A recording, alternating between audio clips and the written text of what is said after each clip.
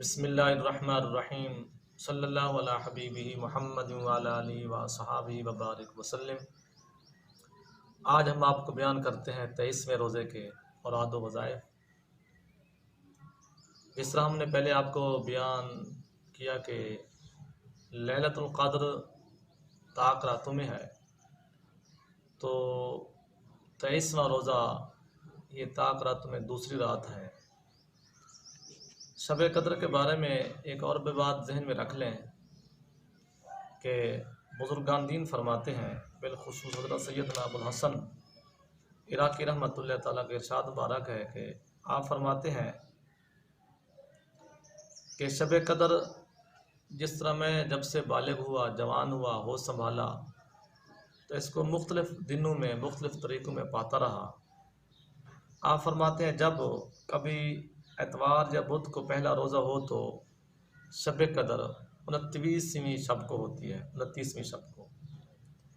اگر پہلا روزہ پیر شریف کو ہو تو شب قدر 21ویں شب کو ہوتی ہے۔ اگر پہلا روزہ منگل یا جمعے کو ہو تو شب قدر 27ویں شب کو ہوتی ہے۔ اگر پہلا روزہ جمعرات کو ہو تو شب قدر 25ویں شب کو ہوتی ہے۔ اگر پہلا روزہ ہفتے کو ہو تو میں نے 27ویں شب کو شب قدر پایا۔ نزہۃ المدارس شریف کتاب کا حوالہ ہے۔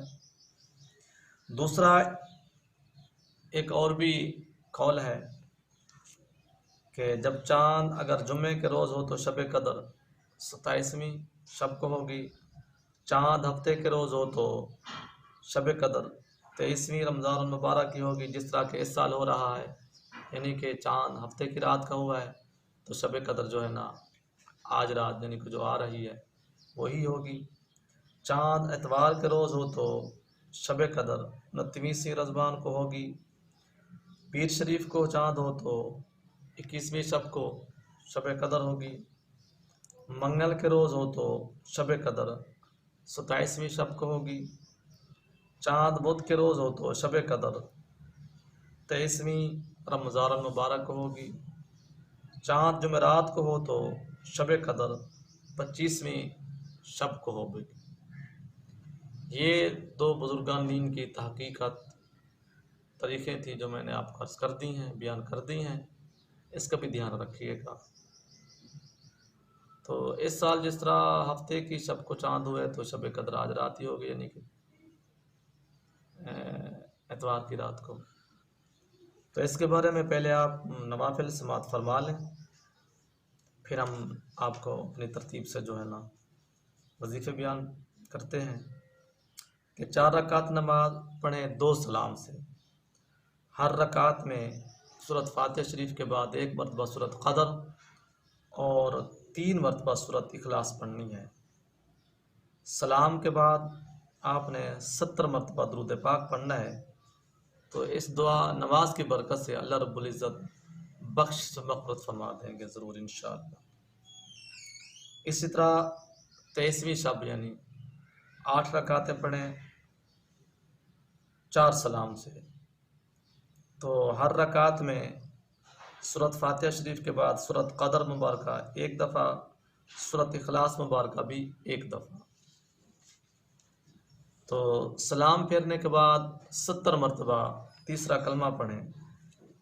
اس کے بعد اپنے گناہوں کے اللہ رب العزت سے بخشش طلب کریں، اللہ رب العزت اس کے گناہ معاف فرما دیں گے۔ 23ویں شب کو سورۃ یاسین شریف 1 مرتبہ ضرور پڑھیں، کیونکہ اس کی بہت بڑی فضیلت ہے، بالخصوص اسی رات کو پڑھنے کی۔ اب ہم آتے ہیں یعنی اب 22ویں شب کا 22ویں روزے کا جب آپ سحری اپنا افطاری کریں گے تو 23ویں شب شروع ہو جائے گی۔ یہ بھی ساتھ ساتھ ذہن میں رکھیں، آخری عشرے کی دعا بالخصوص طاق راتوں کی دعا، اللہم انک عفو تحب العفو فاعف عنی یا غفور یا غفور یا غفور، اس کو بھی آپ نے کثرت سے ورد میں رکھنا ہے۔ جب 22واں روزہ آپ افطار کریں گے تو صاف زر مغربی ہوگی 23ویں کی، اس وقت پھر آپ نے نماز مغرب کے بعد دعائے مغفرت 100 مرتبہ پڑھنی ہے۔ کون سی دعا بھلا؟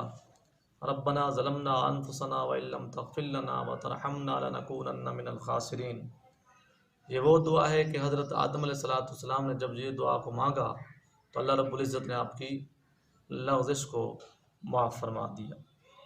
تو ہم بھی یقین سے یہی کہتے ہیں، جب ہم اس دعا کو اپنے اوراد و وظائف میں ہر نماز کے بعد رکھیں گے تو انشاءاللہ مالک حضرت آدم علیہ السلام کی توبہ کی برکت سے اور اس دعا کی برکت سے ہماری بھی اللہ رب العزت بخشش فرما دیں گے۔